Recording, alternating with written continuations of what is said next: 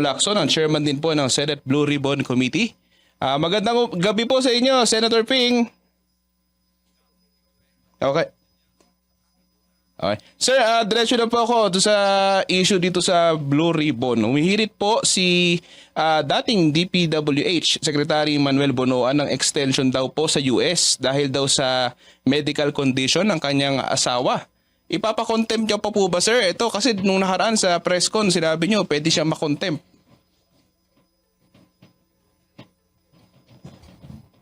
Mayroon siyang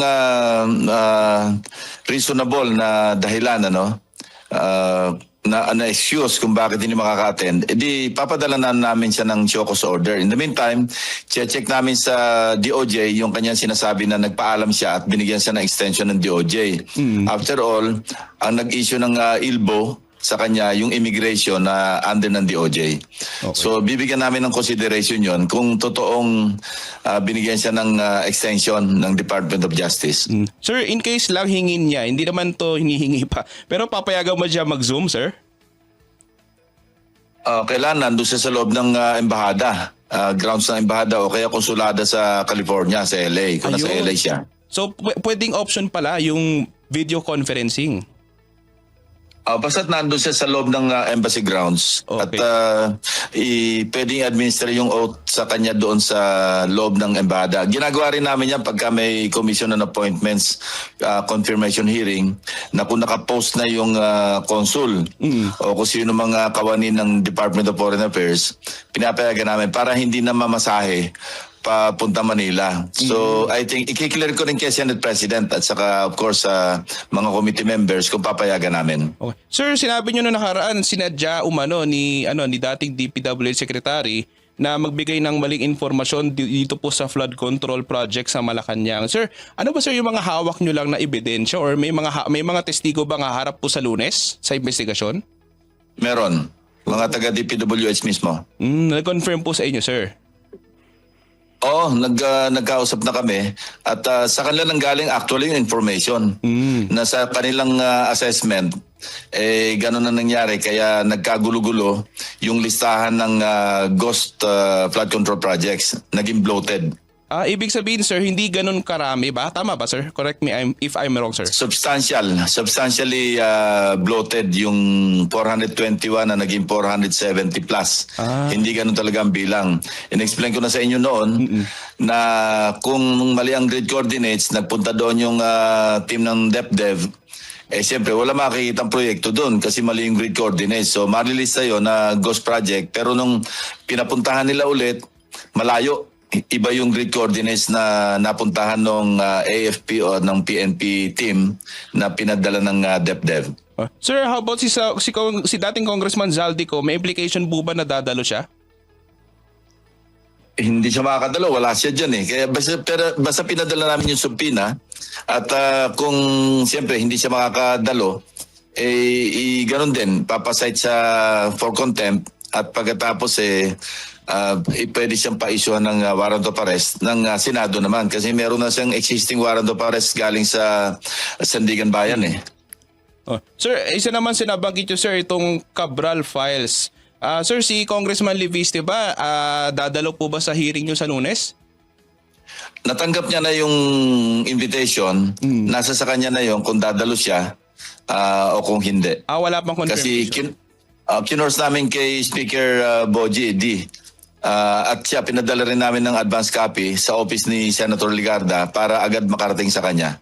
Alright. Sir, dako naman ako dito sa mga state witness na inaprubahan. Sir, convinced do ba kayo do sa naging resulta? Ito daw si dating Yusek Bernardo, si Gerald Opulencia, si Sally Santos, pati na rin ito si dating DPWH engineer Henry Alcantara. Nasa kapangyarihan ng DOJ, ng Witness Protection Program at saka ng DOJ, kanilang assessment, kaya pwede silang tanggapin. So tinanggap sila. Kaya lang, in-explain din ng DOJ na yung saklaw lamang ng nakapaloob doon sa kanilang testimony ang pagiging state witness nila. yung kung merong ibang kaso sa labas ng kanilang napirmahan, yung kanilang memorandum of agreement, ibang usapin yon.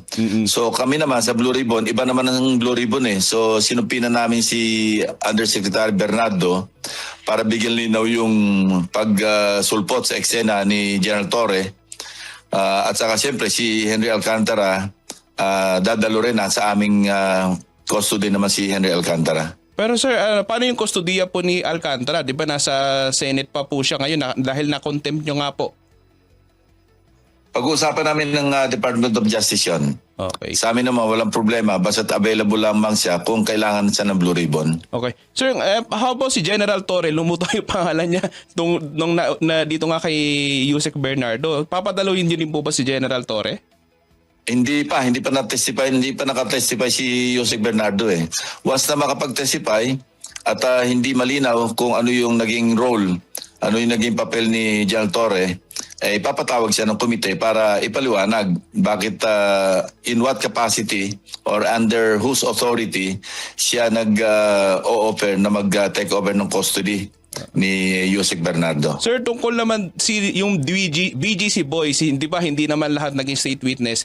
Pero sir, convinced kayo sir na hindi talaga karapat dapat si Bryce tsaka ito si JP Mendoza?